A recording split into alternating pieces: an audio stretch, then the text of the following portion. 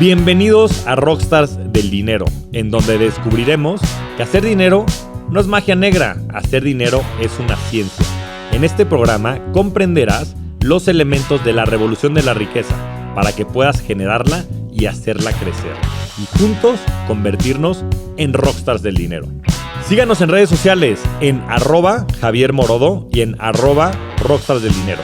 En Instagram, Facebook, TikTok, Twitter, LinkedIn, en todos los lugares. Suscríbete también a mi newsletter en mi página javiermorodo.com, en donde todas las semanas estarás recibiendo información sobre negocios, tecnología, well-being, conciencia y también tips para poder generar y hacer crecer tu dinero.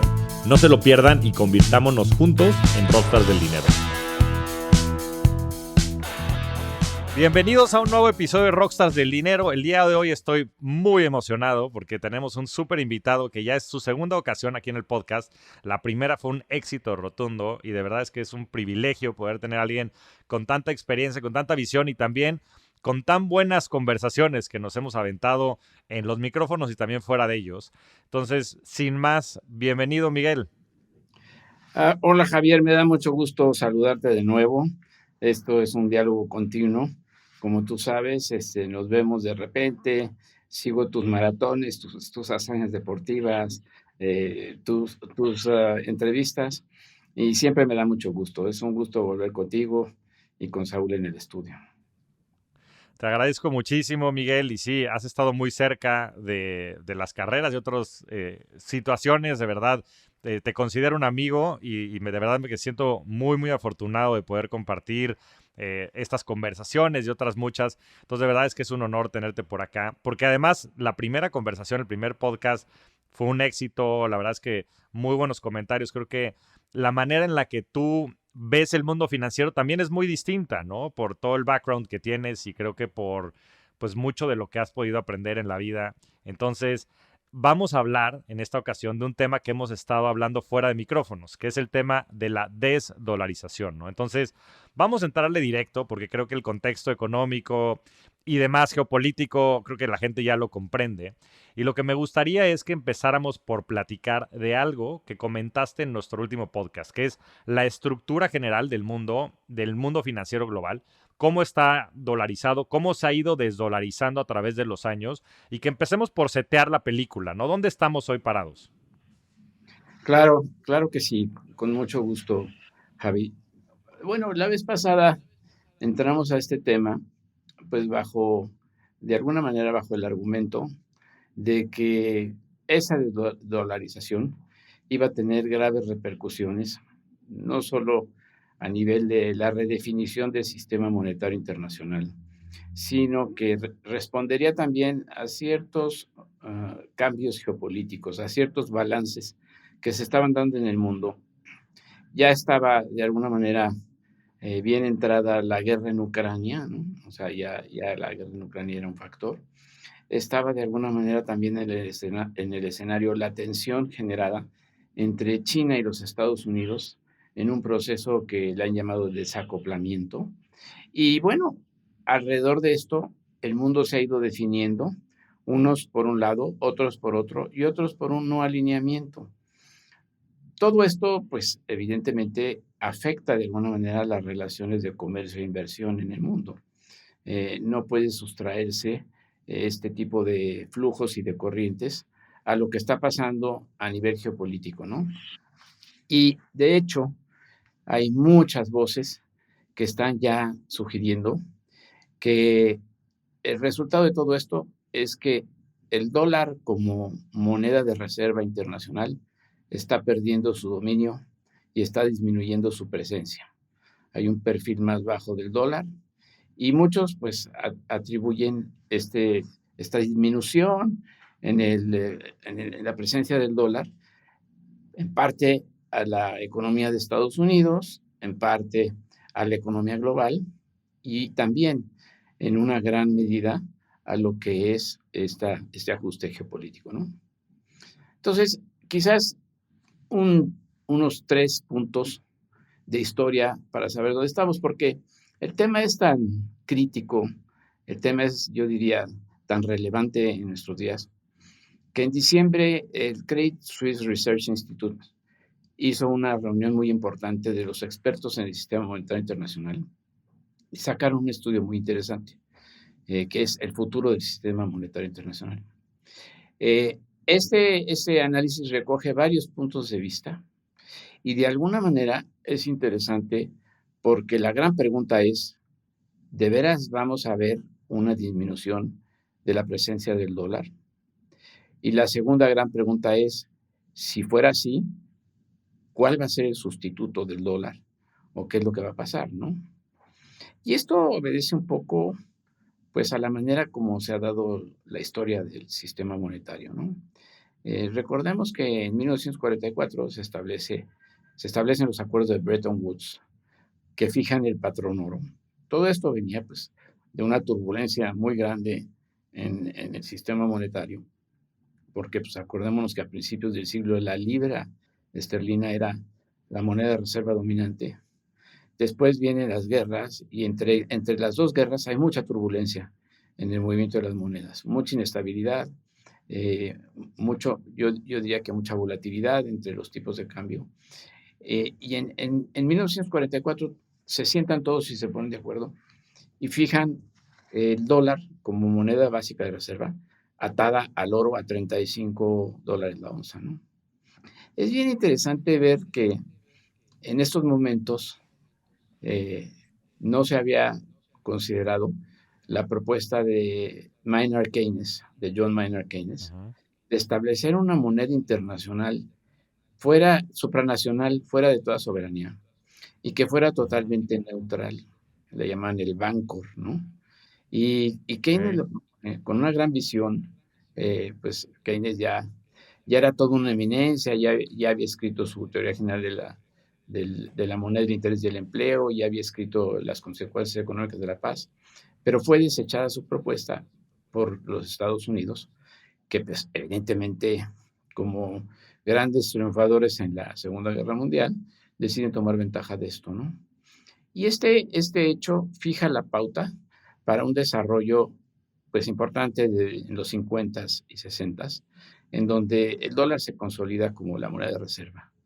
Y sin lugar a dudas desplaza a las demás monedas, pero queda atada al oro. Es decir, Estados Unidos se siente de alguna manera limitado en su capacidad de maniobra con el dólar porque estaba atado al dólar. Y entonces surge de alguna manera otra vez la inestabilidad, la dependencia del mundo de la economía, de cómo se movía la economía de Estados Unidos. Y en 1971 el presidente Nixon decide romper el patrón oro y cambiar a un régimen de tasas flotantes. Es decir, ya ninguna tesorería o banco central estaría obligada a intercambiar sus dólares por $35, por oro, por $35 la onza, ¿no? Se rompe todo el paradigma y entonces vienen una serie de fenómenos interesantes que afectan este sistema monetario internacional, sobre todo en la parte de los 60s de alguna manera hay una actividad de Estados Unidos muy intensa en cuanto a financiamiento de la guerra de Vietnam y todo lo que tenía que ver con la guerra contra la pobreza de Johnson. Y en este momento, en los 60s, se ve que el problema va a ser que va a haber una inflación que no van a poder controlar. Por eso Nixon rompe los acuerdos de Bretton Woods en cuanto a la fijación del dólar, deja flotante la tasa de cambio y se viene la política restrictiva que impone el presidente Nixon para controlar la inflación galopante y después esta inflación que se dio como resultado de toda la borrachera del déficit que había provocado la guerra de Vietnam y la guerra contra la pobreza. Entonces la administración Nixon se dedica a controlar la inflación y a fortalecer el dólar, ¿no? Ese era el principal objetivo ya de la política monetaria del Banco Central. De ahí pues surge a finales de los 70s Paul Volcker, ¿no? Que es el que realmente le da un trancazo a la inflación. Volcker es de alguna manera el director de la Reserva Federal que más prominencia ha tenido, porque le tocó pues bailar con la más fea durante los 70s y se mete de alguna manera en serio a controlar la inflación con políticas monetarias muy restrictivas, suben las tasas de interés enormemente, vienen una serie de protestas de otros países. Te acordarás de la famosa frase de Giscard d'Estaing, el presidente de Francia, que dice, no podemos seguir con el exorbitante privilegio que le hemos dado al dólar, ¿no? Y en ese entonces, yo te mencionaba la vez pasada que en ese entonces el 90% de las reservas de los países estaban denominadas en dólares. Las reservas internacionales de los bancos centrales, ¿no? Era 90% en dólares. Quiere decir que casi todo el comercio se transaba en dólares, se liquidaba en dólares, y había muy poco de otras monedas, fundamentalmente el franco suizo, marco alemán, la libra esterlina. Era un sistema que trabajaba y funcionaba hasta ese momento. Estados Unidos era sin duda la potencia hegemónica. No había multipolaridad. Era la Guerra Fría en ese momento, pero el circuito occidental se nutría y se abastecía y se manejaba con dólares, ¿no? Esta parte de la historia es muy interesante porque ya empieza, después de la época de Volcker, ya empieza a flaquear de alguna manera todo el sistema monetario internacional y empiezan a buscarse alternativas para el dólar. El derecho especial de giro del Fondo Monetario Internacional pues era de alguna manera la solución ideal, una canasta de monedas controlada, supranacional, controlada, el fondo podía emitir derecho especial de giro, pero nunca arranca porque los países no tenían autoridad ni la potencia de crear dinero, como se creaba el dólar, ¿no? Entonces, en los 90 viene otro fenómeno más, que es la entrada de China como fábrica del mundo, entrada de China a la Organización Mundial del Comercio, y Greenspan a mediados de los 90 vuelve a subir las tasas de interés. China empieza a acumular como China tiene superávit estructural en el mundo, pero muy importantemente frente a Estados Unidos, pues empieza a acumular bonos del tesoro, empieza a acumular reservas en dólares. Y todo esto, pues de alguna manera va creando mayores tensiones en el sistema monetario. Los 90 fue una época pues, complicada también, difícil, políticas restrictivas, y de alguna manera todo dependía en gran medida de cómo se manejaba la economía estadounidense, porque era la que influenciaba la liquidez internacional.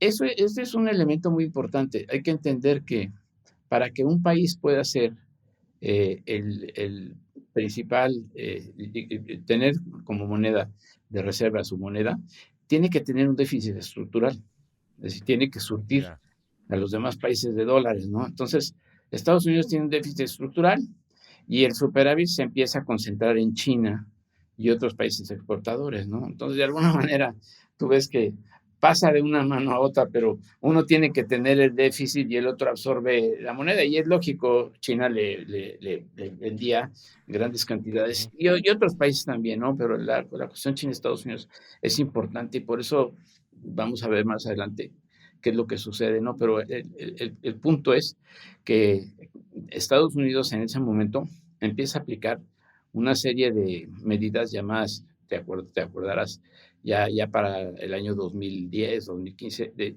lo que llaman quantitative easing, o sea, las restricciones cuantitativas, que es la intervención directa del Banco Central, de la Reserva Federal en el mercado, comprando bonos para subir su precio y bajar las tasas de interés. Entonces logran contener las tasas de interés y los precios de los bonos durante bastante tiempo con el quantitative easing, el QE, hasta que se viene la crisis global, o más bien dicho, después de la crisis global, hasta que se vienen los efectos de la crisis global. Entonces, existe la necesidad de manejar otro tipo de liquidez en el mundo. Esto es en cuanto a la historia, ¿no? Esta es la historia de cómo el dólar se fue consolidando como la moneda de reserva. ¿Qué pasó en el ínterin?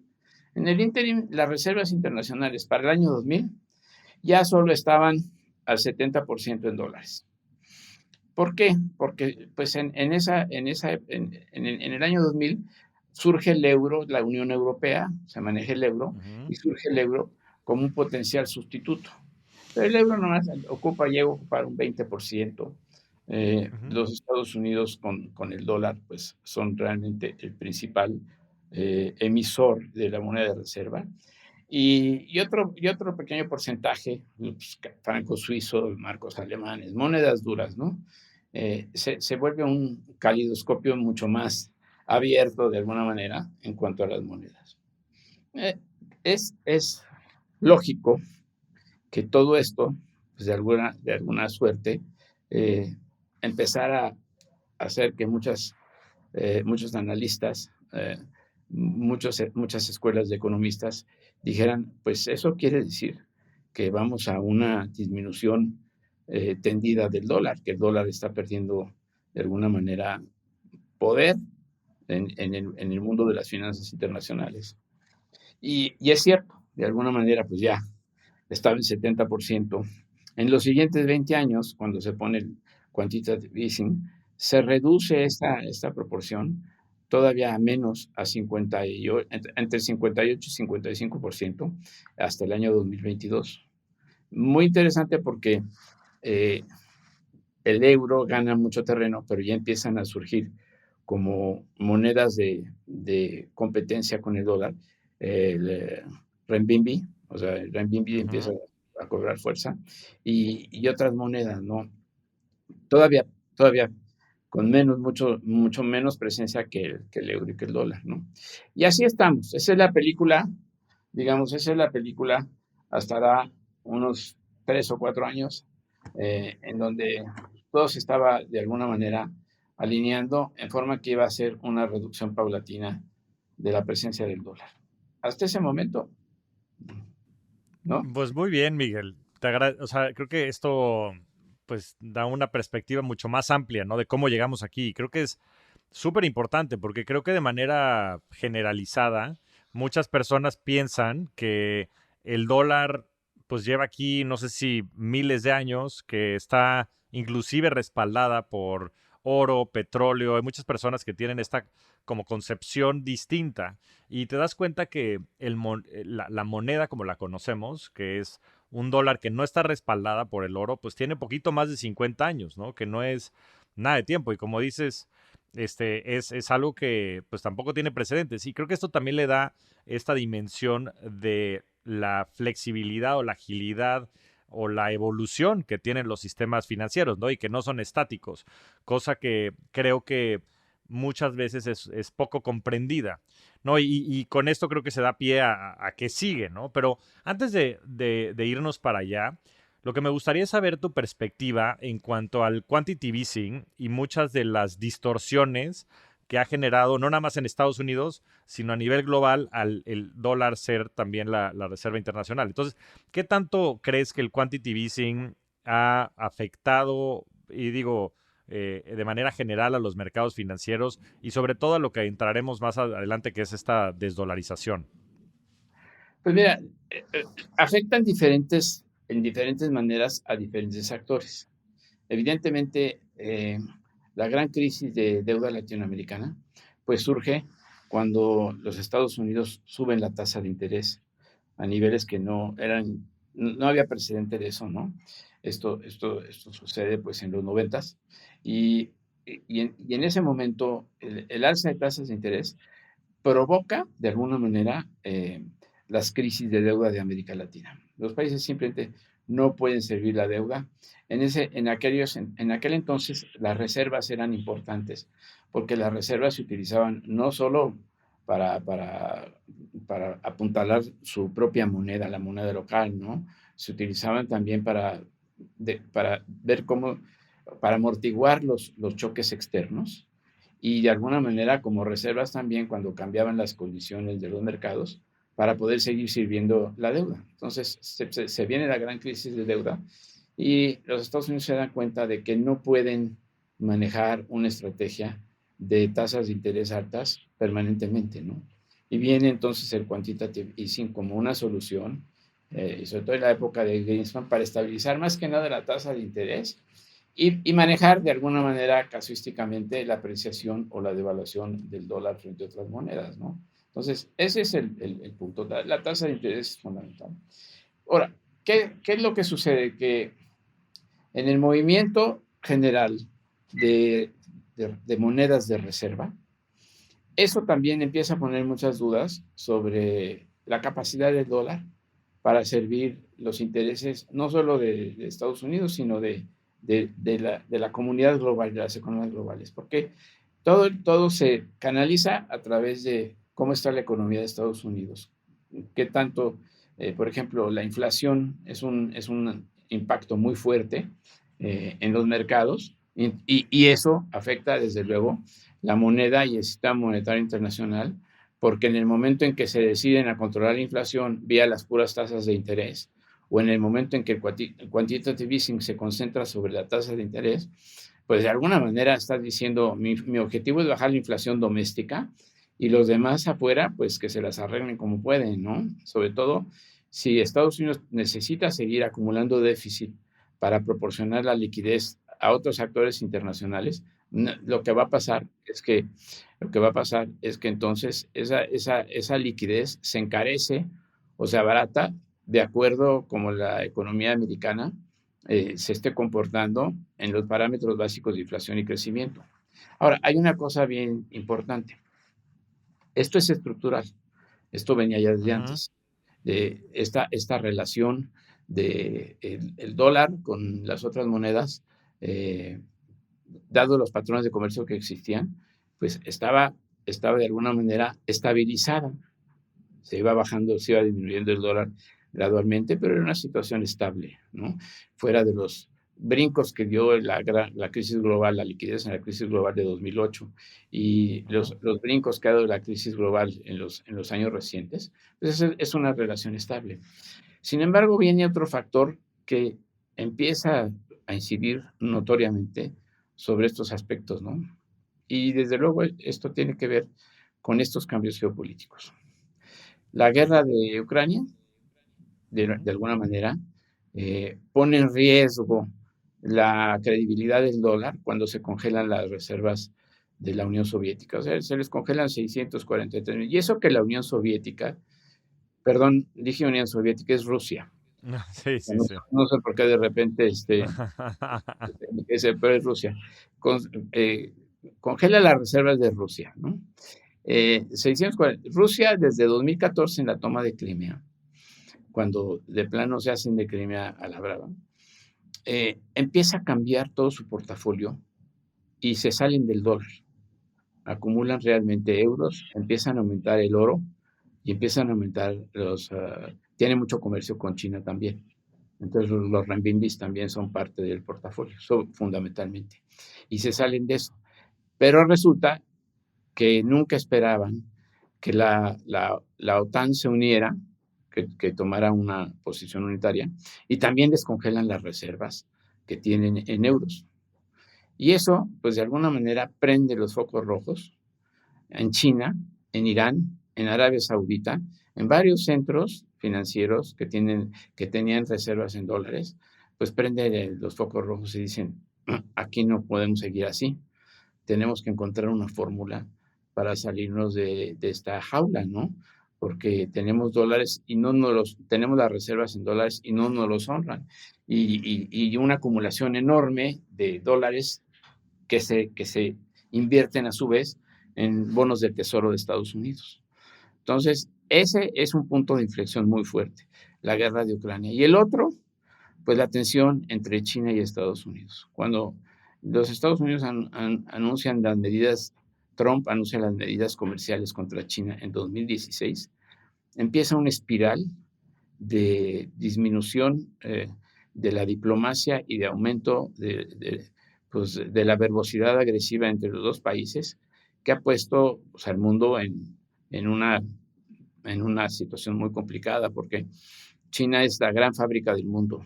Entonces, en el momento en que los Estados Unidos empiezan a encircular a China desde el punto de vista comercial, pues también eso tiene un impacto inflacionario y tiene un impacto en el riesgo de las monedas. Hay una paradoja que se llama la paradoja de Triffin, que Triffin dice, mira, tú puedes seguir aumentando el déficit estructural, en este caso de Estados Unidos, para suplir los dólares, pero si te pasas, lo que va a suceder es que pierde credibilidad tu moneda en el mundo. Entonces se llama la paradoja de Triffin porque dice, pues sí, aumentas la liquidez y aumentas el riesgo y aumentas la percepción negativa de tu moneda. Y esto es lo que está ahora pues provocando la crisis más severa del dólar como moneda de reserva. No sé si te enteraste que en diciembre Arabia Ajá. Saudita organizó los primeros pagos de petróleo en renminbis y que Arabia Saudita, todos los Arabia Saudita y por otra parte los BRICS están tratando ya de Sí. ajustar más sus reservas internacionales al formato de comercio internacional que tienen. Esto quiere decir que Arabia, por ejemplo, dice, el petróleo me lo puedes pagar en renminbis porque yo importo de China lo suficiente como para poder financiar todo en cuentas en renminbis y no meternos al sistema de dólares, el sistema dolarizado, ¿no? Y lo mismo está pasando con otros, Brasil, Lula, también está haciendo la misma propuesta de decir, oye, pues no tenemos por qué estar sirviendo de nuevo al dólar. Y esos cambios en el sistema monetario son muy importantes porque la primera pregunta es, ¿va el dólar a ser sustituido? La mayoría de los expertos están contestando, pues no necesariamente, no las condiciones no están dadas como para desaparecer el dólar, pero sí, lo que sí se observa es que ya no es un sistema unipolar, sino es un sistema multipolar, donde va a haber varias monedas y varios acuerdos monetarios. Tan es así que China ya desarrolló su CIPS, que es el equivalente al SWIFT para los transfers entre bancos, y está desarrollando su moneda digital. Y la segunda pregunta es, ¿y qué va a sustituir en esta medida? ¿Qué va a sustituir al dólar? ¿O qué moneda lo va a sustituir? Y no hay una que esté lista. En principio, el renminbi no podría ser porque China tiene controles de capital por su Banco Central para los que invierten en bonos chinos. Entonces, y China tiene superávit. Está cambiando, es bien importante observar esto, que China con su Belt and Road Initiative y sus iniciativas financieras en países emergentes y con los países del Golfo, está empezando a gastar mucho, mucho dinero, ¿verdad? Para tratar de desaparecer el superávit monstruoso que tienen en sus reservas, ¿no?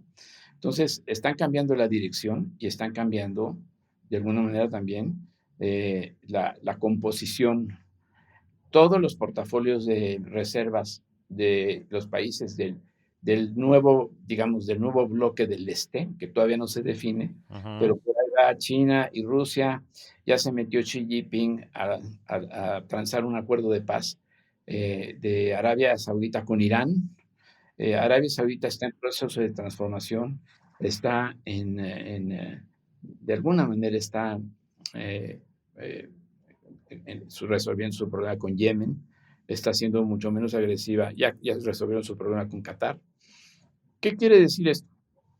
Pues quiere decir que sí se está consolidando de alguna manera un bloque, si no antidólar, sí, pero otras monedas, ¿no? O sea, otras monedas. O sea, están trabajando con una fórmula que les permita ser más independientes. Eh, Arabia Saudita, Rusia Rusia y China están buscando acuerdos monetarios. El New Bank, que es el banco de los BRICS, está también buscando cómo hacer el comercio más equivalente con las monedas de cambio que se están utilizando en el comercio. Si yo importo, porque México, por ejemplo, no puede usar renminbis, ¿cómo? Si 85% de nuestro comercio está dolarizado. Entonces, ¿cómo metemos a los renminbis? Solamente que nos comprara China a nosotros, que China nos comprara, porque nosotros compramos de China y pagamos en dólares, pero ¿de dónde vamos a sacar los renminbis para pagarles, no? Tendríamos a su vez que tener renminbis de que China nos los comprara. Es un problema muy ligado con el comercio. Yo creo que es interesante, ¿no? Primero, No, muy. mundo multipolar. Segundo, ¿cuál es el el sustituto, y vamos a eso, ¿no? Vamos a ver cuál es el sustituto. Pero imagínate tú la afectación a los mercados que puede venir de de toda esta situación, donde sí se están conformando bloques que van muy de acuerdo con lo que está pasando geopolíticamente. O sea, la guerra de Ucrania ha modificado muchísimo la estructura de comercio e inversión en cuanto a los alimentos, en cuanto a la energía, el movimiento de los energéticos, en cuanto al movimiento de las monedas, ¿no? La tensión de Estados Unidos con China está, y es increíble lo que está pasando porque se vieron muy agresivos los americanos, muy agresivos. Y recientemente, dices, fue Macron a visitar a Xi Jinping. De alguna manera, pues Macron abrió la puerta para seguir el comercio con China. Tienen bastante comercio con China y China les compra. Y fue denostado por todos los líderes de la OTAN, incluyendo Estados Unidos, diciendo, pues es un esquirol, ¿cómo va? Y dobla las manitas con China si China es el principal enemigo, ¿no? Pues no pasó un mes cuando de repente la secretaria de Tesoro Yellen y la secretaria de Comercio de Estados Unidos Raimondo, empiezan a extender los brazos a China y a decir, pues tenemos de alguna manera que seguir platicando y dialogando y no elevar las tensiones.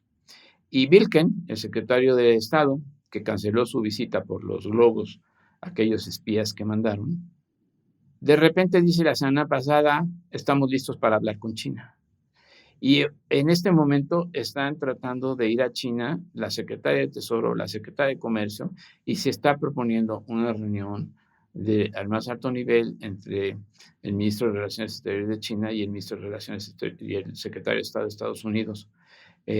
Jack Sullivan, el secretario de la Defensa, estaba buscando una reunión con su contraparte, y su contraparte china, no me acuerdo del nombre porque son raros esos nombres, su contraparte china le contestó, no me voy a reunir con ningún funcionario americano hasta que no me quiten las sanciones, porque es de los funcionarios que tienen sancionados sin visa y sin posibilidad de moverse por el mundo occidental, ¿no? Entonces, todo esto pues está dando la pauta de que sí, por un lado, la economía americana, por otro lado, los ajustes geopolíticos están indicando que el dólar va a dejar de ser tan preponderante como lo era. No va a desaparecer, pero va a ser un mundo multipolar. Vamos a ver mucho más en otras monedas de reserva y vamos a ver diferentes formatos, ¿no? Y de aquí entra toda la cuestión y la guerra entre lo que son las criptomonedas y las monedas digitales de los bancos centrales, ¿no?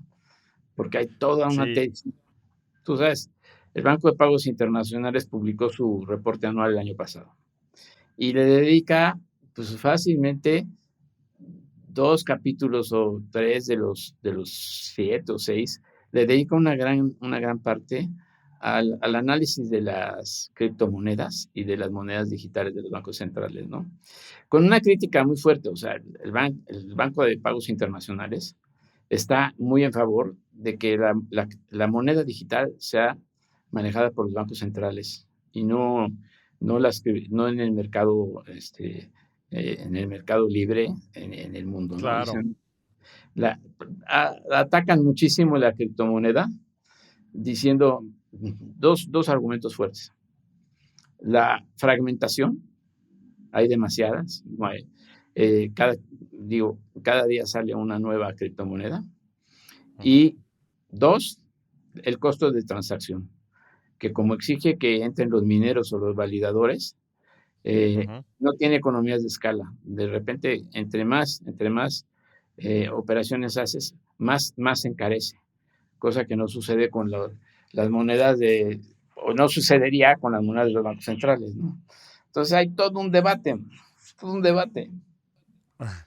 Sí, le vamos a entrar al debate porque eso es lo que más me gusta, a mí me apasiona de platicar contigo, Miguel, que no nada más es tu conocimiento de la industria e histórico, y muy bien documentado, sino es también pues tu visión, ¿no? Y tu capacidad de futurear y hasta de conocer, ¿no? Temas técnicos acerca de las criptomonedas y demás. Pero me quiero echar un poquito, un paso atrás, porque creo que otro de los jugadores que van a ser preponderantes hacia adelante son todos estos jugadores emergentes en Medio Oriente. Y sé que es un área del mundo que conoces muy bien.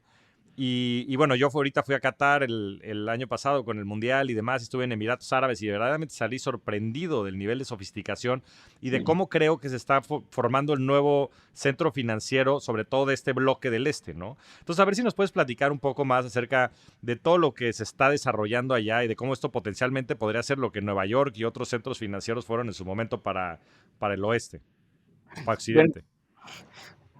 sí, creo que, creo que sí es un polo muy importante de, de nuevos desarrollos en las finanzas y en el comercio internacional. Y tiene que ver con, principalmente, con el hecho de que pues, el precio del petróleo arriba de $70, $80, les está generando 2.000 millones de dólares por día adicionales, ¿no? Imagínate. Qué Eh, locura. a- agrega eso que están buscando y están logrando alianzas muy importantes con China y con Rusia, ¿no? En todos los sentidos, y que se están alejando de la órbita americana, ¿no? Y no lo están haciendo de alguna manera negativa o simplemente están desviando su atención a otros lados, ¿no? Eh, la visita de Biden hace 6 meses a Arabia Saudita, pues fue un verdadero fracaso, ¿no? Fue un pleito, porque lo primero que hizo Biden al llegar a Arabia Saudita es reclamarle a MBS, el rey, ¿no? Mohammed bin Salem, ¿no? Este Biden le reclama la muerte del asesinato de Khashoggi, ¿no? El periodista de Washington, que pues de alguna manera Estados Unidos lo tomó como una bandera de batalla. ¿No? Los árabes le replicaron muy fuerte, no le hicieron mucho caso y siguieron haciendo su política dentro del Golfo. Eh, todo esto, de alguna manera, tiene también que ver con el abastecimiento de armas a Arabia Saudita, que pues Ya. se le han recortado los abastecimientos de armas y con la diplomacia nueva, Xi Jinping con los árabes, o sea, se abrió la puerta a Irán. Él hizo el brokerage del deal con Irán. Irán era un enemigo por todos los líos entre los chiitas y los sunitas, los diferentes tipos de, los diferentes cultos de, de los musulmanes, pues se acercaron a Irán y que sigue desarrollando su capacidad para tener bombas nucleares y Arabia Saudita, gracias al bloque de China. Y en todos los países del Golfo están Ujú. siendo, de alguna manera, se están volviendo la cámara de compensación del mundo. O sea, Dubái es el centro financiero número uno, pues tú lo pudiste constatar. Qatar, Sí. con sus enormes ingresos y fondos soberanos, su riqueza, pues está haciendo un intento por insertarse en el mundo. El campeonato mundial de fútbol, pues es una medida que les Claro, una resultó, clara muestra. pues sí, y además les resultó bien, creo que lo hicieron bien. Se proyectó la imagen del país, se proyectó la imagen de Doha y por otro lado, pues hay que entender que los Emiratos, todo lo que son los Emiratos, Qatar, Kuwait, que es un país riquísimo también, riquísimo, y Arabia Saudita como bloque del Golfo, súmale otros, ¿no? Súmale otros, pero no son tan ricos, pues están actuando como no alineados. Es decir, ellos no, no se alinearon con las sanciones a Rusia, ¿no? Ellos dijeron, nosotros no tenemos por qué meternos en esa bronca. Y hay que entender que Arabia Saudita tiene dos intereses fundamentales. El petróleo, por un lado, el precio del petróleo, y por eso a Biden le dijeron, no, pues ¿cómo nos estás pidiendo que nosotros manejemos el petróleo de acuerdo a tus intereses de bajar el precio y la inflación? Si es el momento en que podemos hacer negocio, ¿no? El petróleo Claro. está alto, no tenemos por qué estar de alguna manera echando más petróleo al mercado, nada más para satisfacer tus necesidades de bajar la inflación y para favorecer fundamentalmente a Europa, que es la que tenía la crisis energética, porque Estados Unidos es autosuficiente, ¿no? Mismo Qatar con el gas, ¿no? Con el gas LPG, pues ya tenían contratos a largo plazo, les trataron de cambiar la modalidad. Dijeron, nosotros cumplimos nuestros contratos a largo plazo y después vemos cómo le hacemos para surtir a Alemania, ¿no? Pero todo esto está creando de alguna manera un no alineamiento genuino entre varios países. De alguna manera, Brasil ya también se está cargando para allá.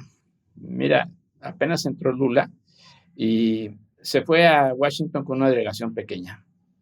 Y en cambio llega a China con una delegación de más de 150 empresarios.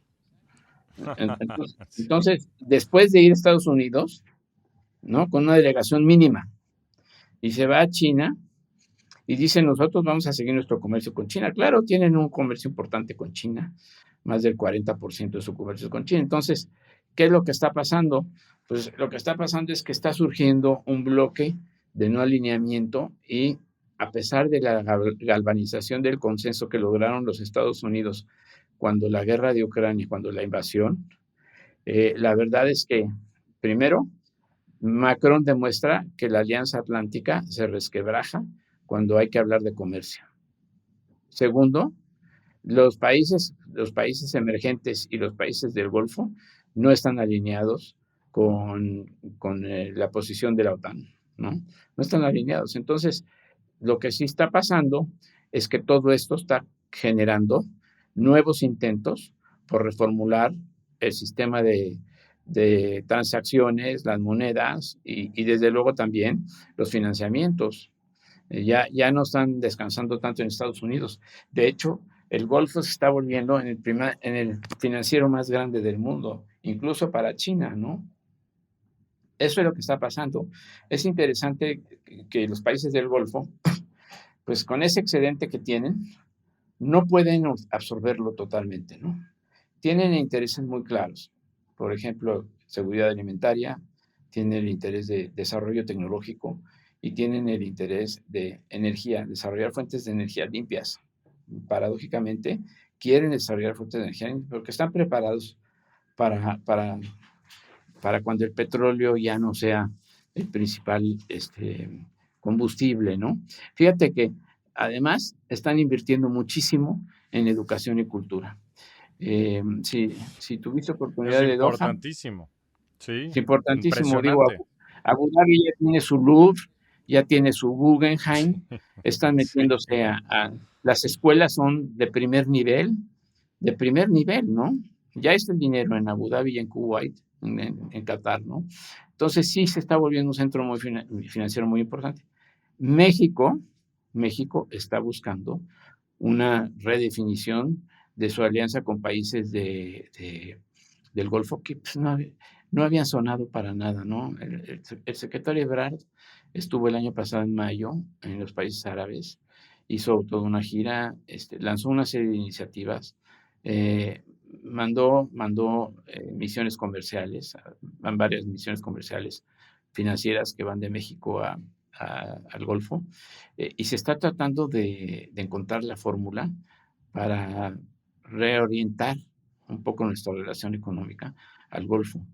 Y fíjate que, digo aquí como comentario, pues es un poco esquizofrénica la cosa porque nosotros estamos buscando cómo buscar financiamientos del Golfo, como México estoy hablando, cosa que también está haciendo la región latinoamericana. Y por otra parte ves el dinero de las Afores que se va con BlackRock, con Blackstone, con los grandes fondos globales, ¿no? Entonces, por un lado lo quiero meter por acá y por otro sale a invertirse que también Blackstone y BlackRock y todo, pues están tratando de amarrar recursos del Golfo. Entonces es un poquito esquizofrénico el punto, ¿no? Pero el secretario Ebrard ha estado muy con el dedo sobre el Golfo, con toda la razón. Y mira, no va a ser fácil romper esa barrera. ¿Por qué? Porque los fondos soberanos, que son los que invierten allá, pues buscan proyectos de $1,000 millones, mínimo inversiones de 500. ¿Cuántas puedes encontrar en América Latina de 500? No es del diario, ¿me entiendes? Somos mucho más pequeños. Nuestra industria no se maneja con esos elefantes. Entonces, está destinado a pocos proyectos. No quieren manejar. Imagínate un fondo como Qatar, 700 billones de dólares. O sea, Sí, sí. 700 billones de dólares, casi un Billion, trillón de sí. dólares. Y dices, Wow. o sea, oye, pues un proyecto de 500 millones de dólares, pues hombre, podrían hacer 1,400, ¿no? 1,400 proyectos. ¿Qué pipeline necesitas para comerte eso? Entonces, Sí, ese es otro fenómeno, Javier, que está volviéndose también muy común, que ya los bancos centrales no necesariamente están invirtiendo en monedas de reserva. Ya muchos están invirtiendo en activos. O sea, se están ándale. yendo a activos reales, están desarrollando portafolios de activos. Entonces, muchos bancos ya están entrando a portafolios de equities o portafolios de bonos. Es muy, muy, muy importante esto desde el punto de vista de la liquidez. Y esto obedece a varias razones. Primero, ya no son tan necesarias las reservas como antes, porque hay swap lines, de alguna manera se han ampliado las líneas de swap entre los bancos centrales. Segundo, porque hay flotación, ya no tienes que estar defendiendo un tipo de cambio fijo, ¿no? Y ya no hay flotación. Y tercero, porque también se han manejado, por ejemplo, en América Latina, en los países emergentes, se están manejando con mucho más, yo diría, disciplina, con mucho más sentido de la economía, las finanzas y la economía. Entonces, no necesitan esos colchones tan grandes, ¿no? Pero Ya, en pues mira, qué Arabia, interesante.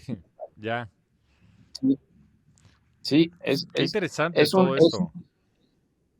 es, es, es, es muy, muy interesante, sobre todo, ¿qué podemos hacer nosotros? O sea, un país como Exacto. México, pues tenemos que extender. Digo, si nos echamos un pasito para atrás, ¿qué bancos están ya comprando activos reales? ¿Qué bancos centrales? Pues, por ejemplo, los de los árabes Ya, están empezando y a comprar están, activos reales. ya. Pues que hace todo el Entonces, sentido del mundo, ¿no? Porque pues aparte sabes el juego, o sea, sabes que las divisas tienden a, o sea, tiendes a hacer estos famosos procesos de debasement, ¿no? sí, En fin, a tener políticas monetarias expansivas, que eso hace que el valor de las divisas en términos reales, baje. Entonces, pues, ¿por qué no invertir en eso, en real estate, en bonos, en acciones? Y digo, tienes el componente de liquidez, pero hace sentido porque eso va a hacer que el valor del patrimonio, por llamarlo de alguna manera, aumente, ¿no? en la medida que no utilices tanto, o sea, que no necesites tanto acudir a esa liquidez Exacto. con urgencia, es como una compañía de seguros, ¿no? Tienes tus reservas técnicas y bueno, Mm, tienes algunas inversiones que no te importa que estén a 5 años, ¿no? Porque además no van a encontrar otra cosa. Es tanto el dinero, ¿me entiendes? ya, Mira, hay proyectos muy locos. En Arabia Saudita, no sé si has oído de la ciudad esta de no, Naum. Es una no, ciudad lineal que están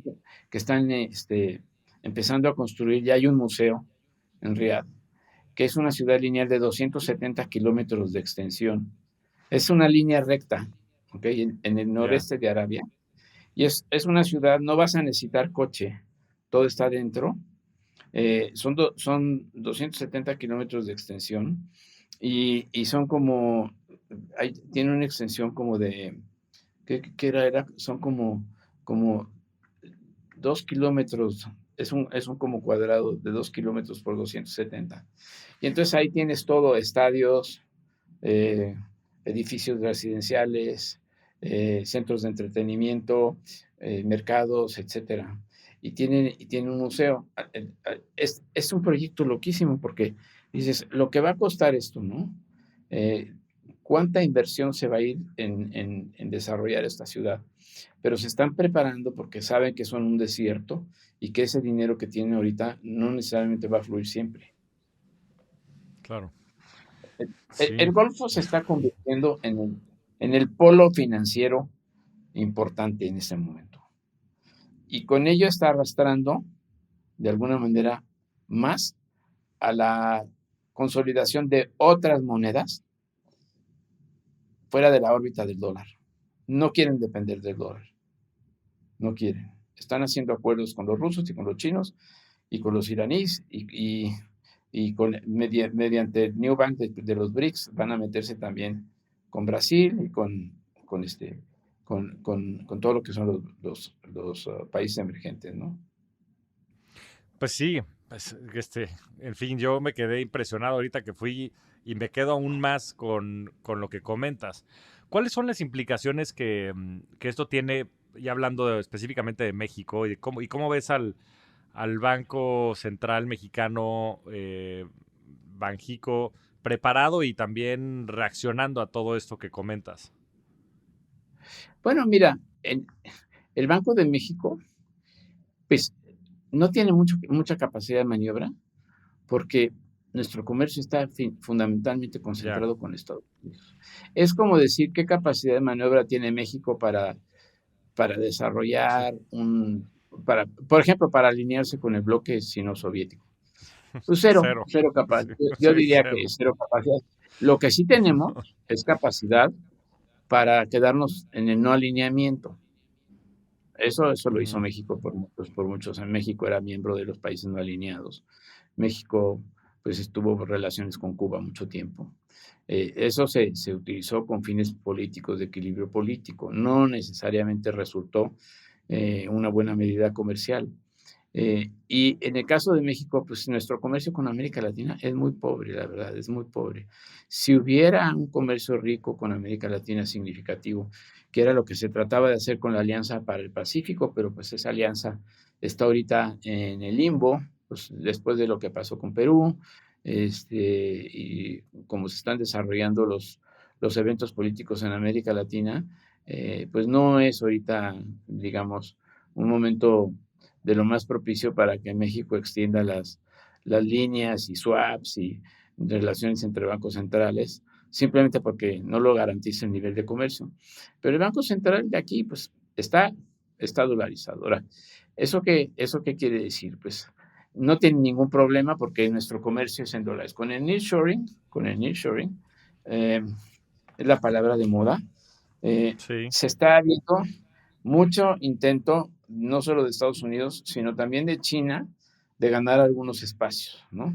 Hay parques industriales donde está entrando capital chino, no como el americano, pero está entrando capital chino.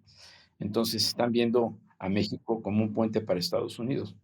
Y es una oportunidad muy interesante. Desde el punto de vista financiero, Morgan Stanley, en su estudio de nearshoring, habla de un potencial de exportación a la región de Norteamérica, adicional a lo que ya tenemos, que anda en 450 millones, 450 billones al año.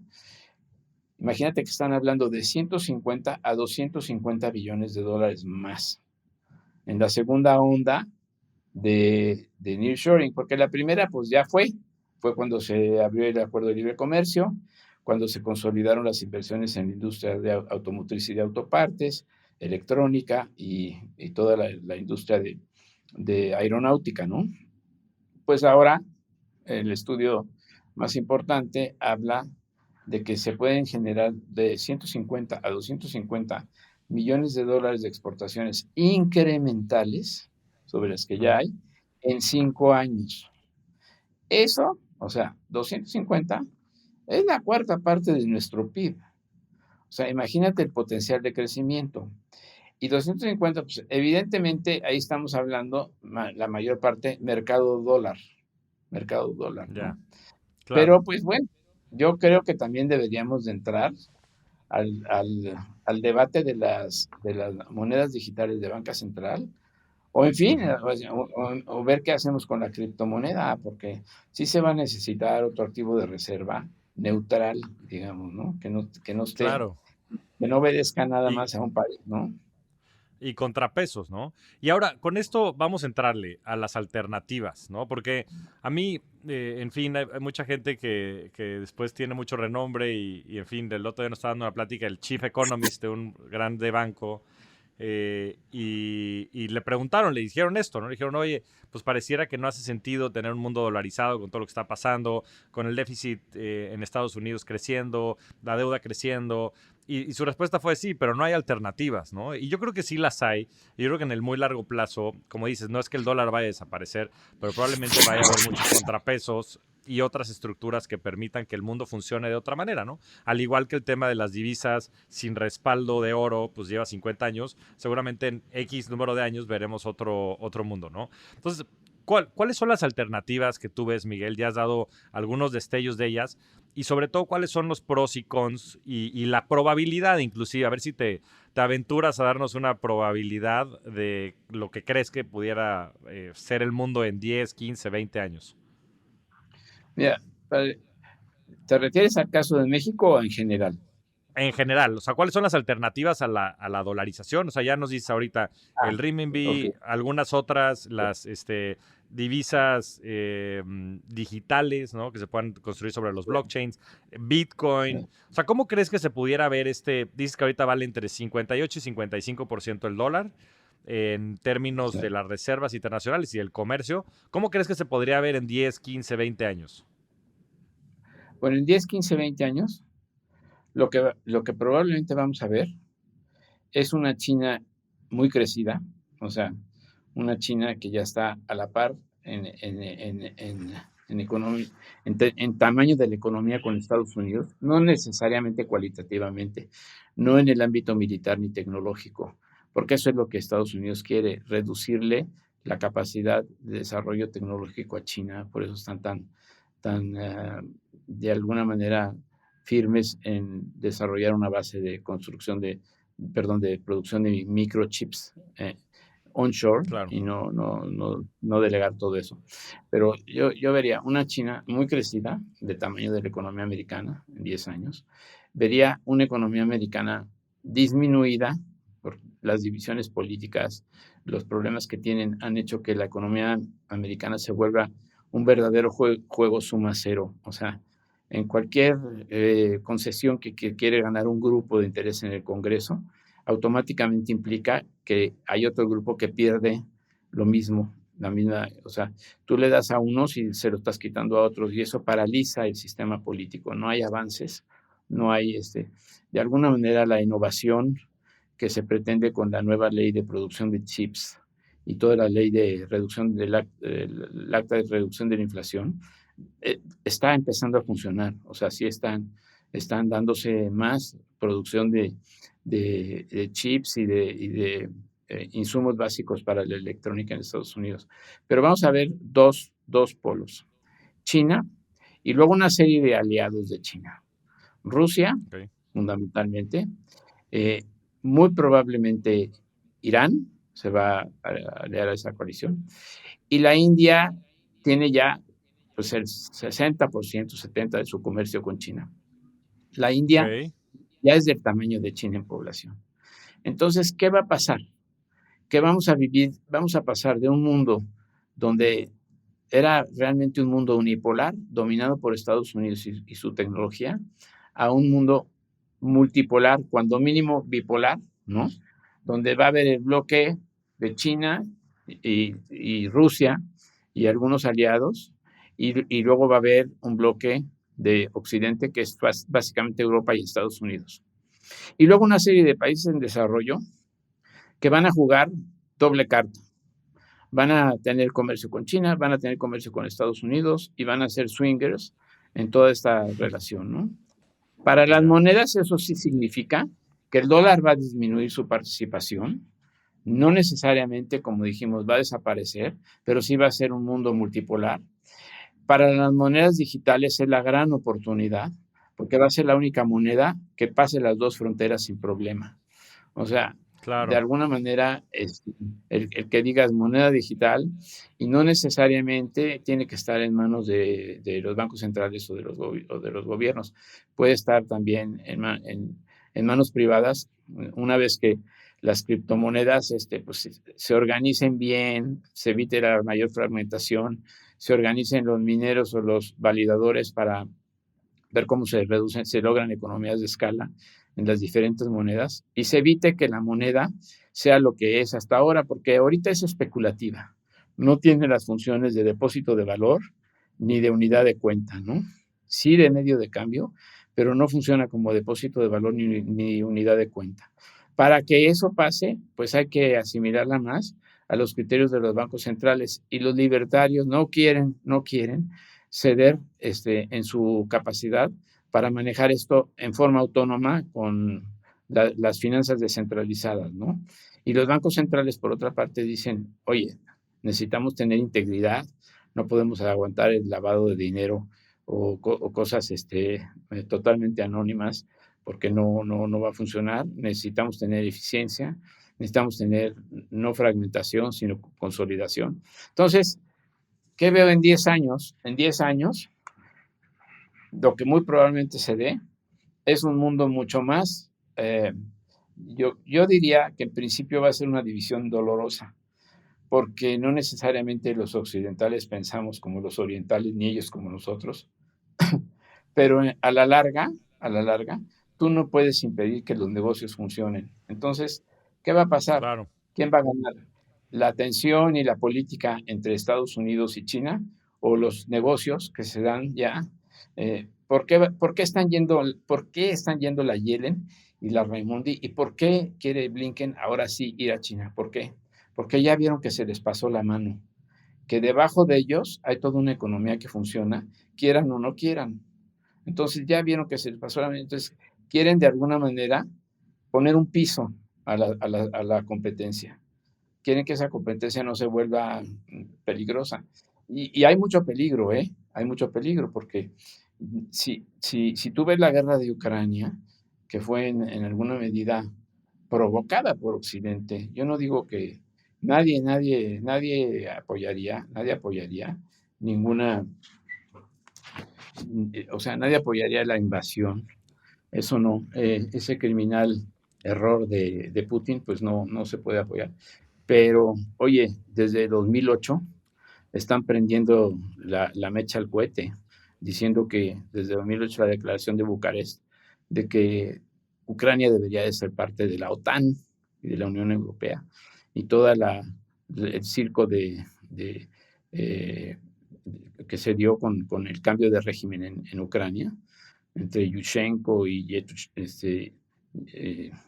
Poroshenko, aprobado por los americanos y promovido por ellos. Entonces, sí vamos a llegar a un mundo en el que vamos a ver bloques claramente definidos y monedas que tienen que ver con cómo se maneja el comercio dentro de un bloque, pero monedas que crucen las fronteras. Ahí está la necesidad del cripto o de la moneda Ya. digital del Banco Central, ¿no? Pues sí, yo creo que coincido en ese sentido. Yo creo que va a haber un mundo mucho más fragmentado en cuanto a los resguardos de valor en cuanto al comercio internacional. Yo sí pensaría que habrán algunas de estas criptomonedas, probablemente Bitcoin, que pueda ser usada justo como ese agente neutral en un mundo polarizado, sobre todo en estos dos grandes bloques. Y mi pregunta ahora sería, ¿cuál es tu perspectiva acerca de los Central Bank Digital Currencies, ¿no? O sea, estas monedas centrales en este mismo, digamos, formato que en el que existen, pero sobre los blockchains, ¿no? Porque para mí la otra parte importante no es el vehículo a través del cual transaccionas, ¿no? Llámale divisa, sino también la infraestructura, ¿no? Que hoy, como decías, pues existe Swift. Swift, para los que no lo conozcan, es el sistema de pagos global que, pues, entre los sistemas financieros, sobre todo Occidente, se formó, pero se formó, pues, no sé si hace 40 años y tiene muchas deficiencias, lo han hackeado en múltiples ocasiones, es caro, está de hecho controlado, gobernado por los grandes bancos. Hay una serie de factores que me parece que al igual que el dólar, pues no deberían de pasar la línea del tiempo. Y por otro lado, pues este nuevo sistema que está proponiendo China, ¿no? Principalmente, pues seguramente mucho más tecnológico, pero yo creo que un sistema basado en blockchain, por la naturaleza misma de la tecnología, podría permitir que esa se convirtiera en la infraestructura del sistema financiero, ¿no? Entonces, ¿qué opinas de estas Central Bank Digital Currencies, que pues, es simplemente el formato del yuan, el dólar y demás dentro de esto, ¿no? ¿Cómo crees que esto pueda jugar dentro de la ecuación? Yo creo que, mira, yo creo que puede jugar bien, muy bien. Yo, yo no, yo, yo no creo que sea mutuamente exclusivo el que haya Bitcoin y el que haya monedas digitales de los bancos centrales. Eh, Correcto. Creo que pueden coexistir. La moneda digital del Banco Central tendría otros propósitos, ¿no? Eh, y, y- y una de las cosas, por ejemplo, de que están desarrollando en China con el CIPS, es evitar el problema de los bancos corresponsales, ¿no? Poder hacer transferencias sin pasar por bancos corresponsales de Occidente. O sea, el CIPS lo hace sin necesidad de pasar por bancos corresponsales de Occidente, ¿no? Entonces, sí se Ya, necesita una moneda digital. Eh, yo creo que es equivalente al oro, es el oro nuevo, ¿no? Pero con correcto. muchísimas ventajas sobre el oro, ¿no? Entonces, tú dices, de hecho, fíjate que el oro está siendo revalidado como activo de reserva. Tú sabes que Rusia ha estado comprando mucho oro, por ejemplo, para sus reservas, y otros países lo están haciendo. Y pues no están equivocados, porque de alguna manera dicen, bueno, pues entre son peras y son manzanas, yo tengo aquí un activo que funciona en cualquier bloque. No Ujú. es un dólar, ni es un euro, ni es un renminbi, ¿no? Es oro. Entonces, esto es como el oro nuevo, ¿no? Tienes la posibilidad de intercambiar entre bancos centrales divisas, y tienes la liquidez, tienes la integridad, o sea, está regulada, tienes la eficiencia, tienes la inclusión, en fin, tienes una serie de ventajas, ¿no? No está peleado con que haya criptomonedas y que haya otros activos, pero la criptomoneda, como se ha visto hasta ahora, es mucho especulativa. En cambio, lo que sí se pretende con la moneda digital de bancos centrales es que sí tenga validez, no solo como unidad de cuenta y medio de cambio, sino también como depósito de valor. Entonces, tú quieres que tu valor sea estable, no quieres que esté fluctuando conforme la Claro. oferta y demanda de la moneda, ¿no? Entonces yo creo que sí pueden coexistir. Creo además que lo van a desarrollar. El Banco de Pagos Internacionales pues ya fijó de alguna manera la línea, y vas a ver mucho debate ahorita en la academia y en los círculos de los que manejan la banca central y los economistas monetaristas. Vas a ver mucho debate de que hay que empujar la línea digital Ujú. vía el CBC, de CBC, Di- ¿no? ujú. La moneda digital de bancos Central centrales, Bank ¿no? Digital Currencies, sí. Sí. Y a ver, ahora, con todo este marco que nos planteas, Miguel, ¿cuáles son cuáles son los efectos colaterales? O sea, ¿qué va a pasar? Porque, digo, en fin, si empieza a perder la hegemonía el dólar, pues probablemente también la capacidad de endeudamiento del país debiera de verse afectado, o sea, o no lo sé, me estoy aventurando, pero con todo esto que va a suceder, ¿cuáles son estos efectos colaterales y qué es lo que debería de pasar a nivel económico en este marco, ¿no? Y en cada uno de los involucrados. Pues mira, en el caso de Estados Unidos, de alguna manera ese privilegio que tenían de crear moneda y trasladarnos parte de sus problemas del déficit como inflación internacional, pues va a ser recortado. Eso no quiere decir que se van a ver Ellos perjudicados. exportaron, ¿no? Ellos exportaron Sí, esta inflación, ¿no? O sea, con todos así es, los estímulos que hubieron. Y pues así México es. fue muy Entonces, prudente, ¿no? En el gasto, pero de todos modos nos llegó, le llegó a todo el mundo.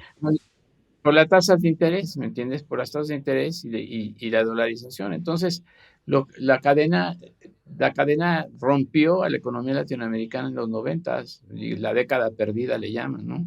Entonces, Ya. yo sí siento que de alguna manera el hecho de que se reduzca el perfil del dólar es bueno. El hecho de que haya diversificación de monedas es bueno. Y no necesariamente es malo para Estados Unidos, por la paradoja esa de Triffen, que ya están metiendo tanta lana a la economía internacional que el dólar pierde credibilidad como activo de reserva.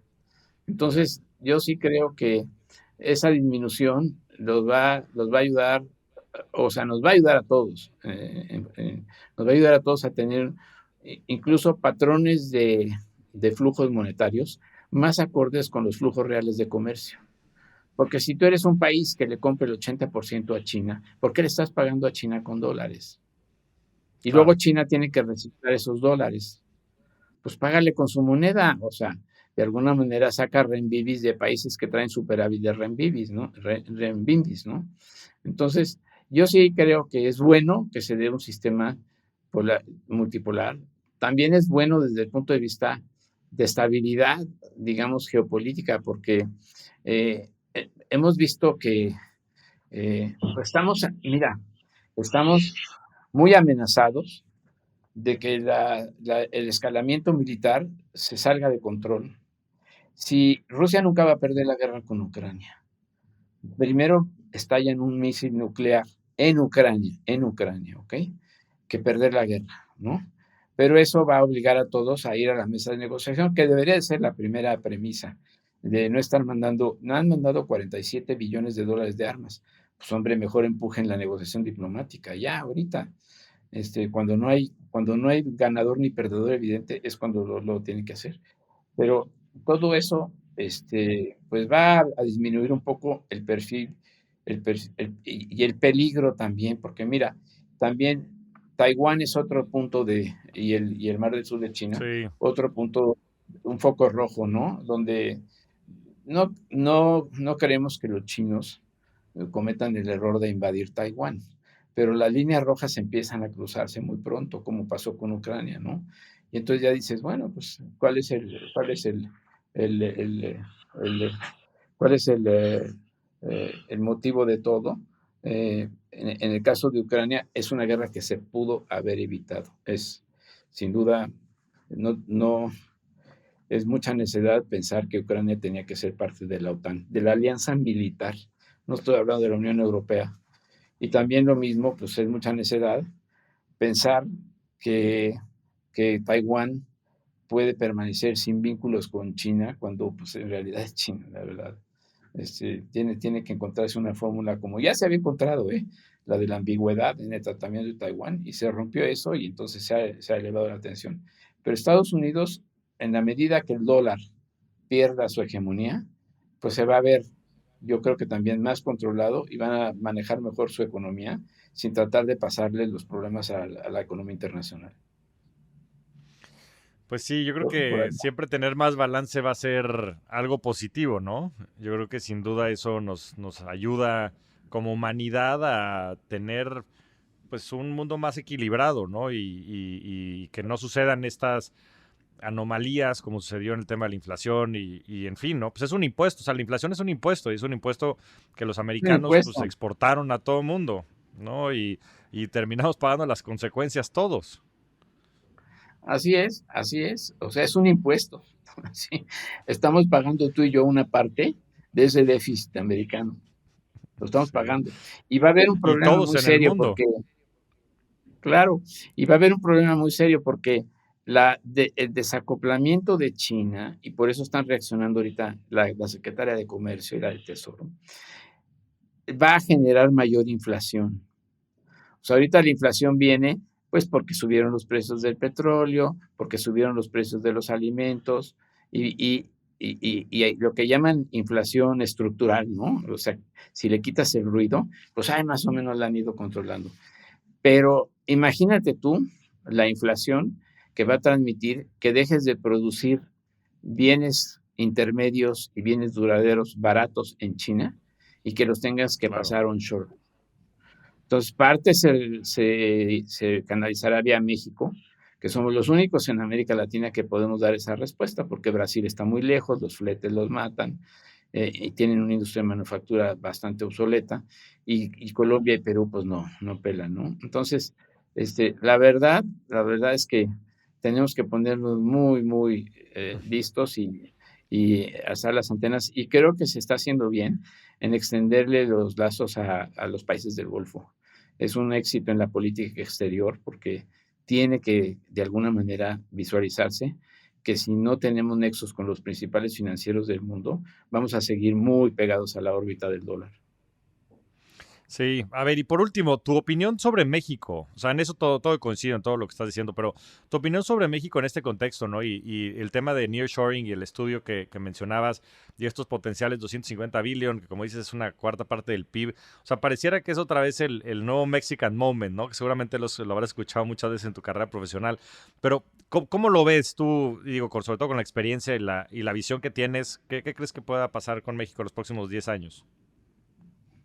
Yo creo que es una gran oportunidad y queramos o no los mexicanos, eso se va a dar.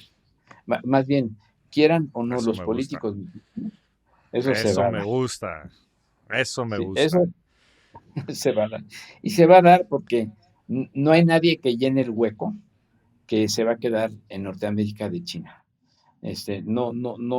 No hay mentiras que puede llenarlo Vietnam o la India. Mira, Apple ha tenido enormes problemas en tratar de trasladar parte de su producción a la India, porque ya tenían elaborado una estrategia de abastecimiento en China muy importante. Son pueblos de 300,000 gentes trabajando para Foxconn o para Para. Apple, ¿no? Sí, sí, sí. Entonces, no, eso no se está dando ni en Vietnam ni en India, ¿no? Probablemente India pueda responder parte de esa, digamos, demanda en Asia, pero lo que es en Norteamérica, somos los únicos posicionados. Entonces se va a dar porque los negocios van a ganar sobre la política por definición, o sea, yo creo que es muy difícil estorbar ese movimiento. Y de hecho, tú lo ves, porque ya hay mucha demanda ahorita si tratas de encontrar eh, terrenos y activos inmobiliarios en la faja de nearshoring en las fronteras, ya no hay. En Mérida se está apretando el espacio. Eh, Mi visión es que el problema y el cuello de botella no son ni la energía eléctrica, ni el agua, ni los terrenos. El verdadero problema es la línea de abastecimiento. Y te pongo un ejemplo. Eh, en cuestión de zapatos, por ejemplo, pues se está dejando de importar zapatos chino a Estados Unidos. Nosotros tenemos una industria zapatera muy importante. Hay, Se están vendiendo todas las líneas de zapatos y de calzado a inversionistas americanos que están viendo al futuro y dicen, yo voy a manufacturar en México y voy a vender en Estados Unidos. El famoso Design in the US, Made in Mexico, ¿no? Como decían en Ujú. Apple, Design in US, Made in China. Bueno, aquí es los zapatos. Pero llega un zapatero y dice, ¿quién me va a surtir las hormas? ¿Quién me va a surtir las pieles? Entonces hablas de unas escalas que no hemos visto, son escalas de 20 a 1, ¿ok? No hemos visto esas escalas Ya, para la producción doméstica. Hay unos que están ya exportando, pero no exportan todo. El país consume mucho. Entonces, el cuello de botella va a ser, cuando tú querías poner un negocio en China, bueno, más bien un negocio importando de China, tú ibas a China y decías, a ver, yo ujú, quiero hacer este calentador de agua. Y un chino te decía, esto lo hacen en este pueblo, esto aquí, y te integraban en un diagrama explotado, te integraban tu producto y te decían, estos son los productores. Y ya había líneas de abastecimiento. Eso es lo que vamos a tener que desarrollar aquí. Una industria de proveedores muy importante en diferentes sectores, sobre todo en los bienes de consumo duradero, ¿no? Vas a tener que hacer una industria de proveeduría. Si quieres hacer sillones reclinables y exportarlos a Estados Unidos, tienes que ponerte desde ahorita a buscar quién te va a surtir las pieles, los tintes, quién te va a surtir el armazón de acero, quién te va a surtir las piezas móviles, y se lo tienes que decir al americano que va a importar. Estos son los proveedores que vamos a desarrollar. Y eso exige mucho capital de inicio y mucho capital de trabajo, mucha inversión, lo cual nos va a beneficiar. Pero es la gran oportunidad y se va a dar, se va a dar. Entonces, el que no se ponga listo, pues se va a quedar fuera. Ya lo vivimos, fíjate que eso se vivió con la industria automotriz, cuando se abrió el acuerdo de libre comercio. En aquel entonces, en China, estamos hablando de 94, en China, pues había autopartes. Y los mexicanos despreciábamos, de alguna manera, lo chino como lo malo, lo corriente, lo mal hecho, ¿no? Cuando yo trabajé en esa industria, definiendo estrategias, cuidado, porque en 15 años los chinos van a hacer todo mejor que nadie. Y ahorita los chinos hacen todo lo mejor que nadie, o sea, Mejor las que nadie. plantas de Tesla en China, o sea, mejor que nadie. Entonces, lo bueno es que pues la demanda está allá. La demanda aquí para Norteamérica está aquí. Tesla va a suplirse de aquí para Norteamérica. Aquí, porque no los va a hacer mentira que los podía hacer en Indonesia, no los tiene que hacer aquí. Pero eso exige toda la línea de proveeduría. Y eso es lo que en autopartes ya está muy consolidada, pero en las otras industrias de bienes de consumo duradero la vamos a tener que desarrollar. Y son Pues 250 excelente, millones. sí, pues es una super oportunidad, ¿no? Y con eso me gustaría cerrar y bueno, agradecerte y sobre todo comentarte que me quedo todavía más entusiasmado. Yo siempre me he considerado un optimista y cada vez que platico contigo me quedo verdaderamente sorprendido, pero sobre todo me quedo muy entusiasmado del futuro global. Creo que un futuro en donde haya más equilibrio en las divisas, en donde haya más equilibrio en la política, en donde haya más equilibrio en las opiniones, en las decisiones, en las ideas, creo que siempre va a ser mejor. Y creo que sobre todo muy optimista también de la tecnología, ¿no? Y el rol que las criptomonedas y el blockchain puedan jugar, que es algo que hemos conversado tú y yo y que te digo, da para más. Habrá que hacer un capítulo especial de blockchain. Pero sobre todo muy entusiasmado de México, que de verdad pues es un gran país y el que creo que tiene muchísimo potencial. Entonces, pues sin más, nuevamente, Miguel, te agradezco muchísimo. Eres un rockstar del dinero y de la vida. Me siento muy afortunado de ser tu amigo y de poder seguir teniendo estas conversaciones y sobre todo te agradezco estas conversaciones tan apasionantes, tan llenas de conocimiento y de sabiduría y en fin, estoy seguro que la audiencia lo va a disfrutar muchísimo. Pues muchísimas gracias, Javier. Yo, como siempre, también te agradezco a ti, a todo tu equipo y a tus órdenes. Y pues seguimos este diálogo tan rico y tan lleno de imprevistos, ¿no? Porque va a haber que analizar mucho las cosas y ver por dónde nos enfocamos, ¿no? Te agradezco muchísimo. Sí, seguro que la repetiremos pronto. Miguel, te mando un fuerte abrazo. Gracias. Bye. Muchas gracias por escucharnos. Nos vemos semana a semana en este espacio para convertirnos juntos en rockstars del dinero. Suscríbete al podcast en todas las plataformas de audio y no te pierdas los nuevos episodios semana a semana. Ayúdanos a compartir el podcast y generar más cultura financiera. Esa es chamba de todos. Yo soy Javier Morodo, búscame en redes sociales como @JavierMorodo, en mi página de internet javiermorodo.com y suscríbete a mi newsletter, La Inversión de la Semana, para recibir semana a semana las mejores recomendaciones de inversión. Agradecimientos especiales a todo el equipo de producción. Rockstars del Dinero es una producción de Sonoro.